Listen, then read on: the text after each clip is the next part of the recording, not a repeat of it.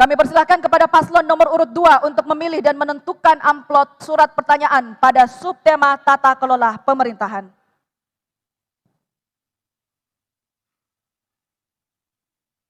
Dipilih salah satu? Baik, diserahkan kepada saya selaku moderator. Tersegel, Pak. Tersegel. Tersegel. Baik, pertanyaan untuk paslon 2 adalah, di tengah perkembangan teknologi dan transformasi digital, dibutuhkan upaya penguatan tata kelola pemerintahan yang adaptif, inovatif, yang bertujuan untuk meningkatkan pelayanan publik dan akses informasi publik.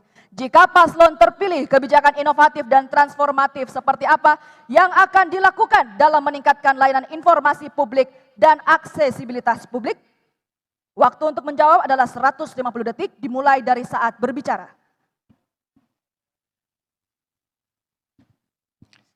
Terima kasih. Bismillahirrahmanirrahim. Tata kelola pemerintahan, tata kelola yang efektif itu adalah transparansi yang akuntabel, partisipasi masyarakat, efisiensi, inovasi, kepemimpinan integritas merupakan komponen utama tata kelola pemerintahan. Implementasi menghasilkan pelayanan prima kepada masyarakat.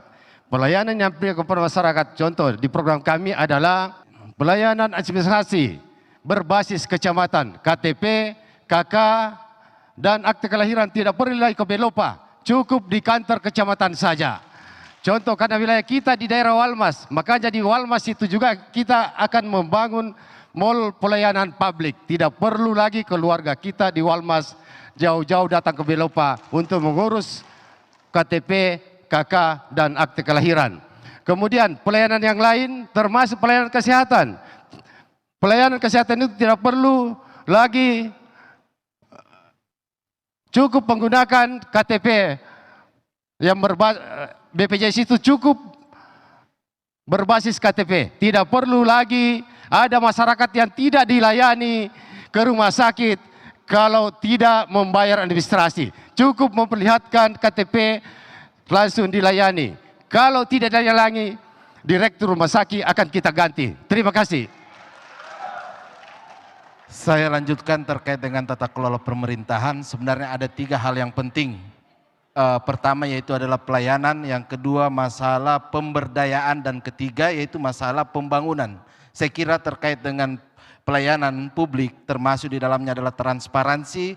Tentu sebagai pemerintah harus memperlihatkan secara utuh dan nyata kepada masyarakat bahwa inilah yang kemudian kita lakukan ketika kami ada sebagai pemerintah di pemerintah daerah Kabupaten Luwu. Saya kira itu penambahan saya, bahwa 3 hal penting, masalah pelayanan, pemberdayaan, dan kemudian pembangunan yang merata di Kabupaten Luwu. Saya kira itu, terima kasih. Masih ada waktu 15 detik. Cukup? Baik.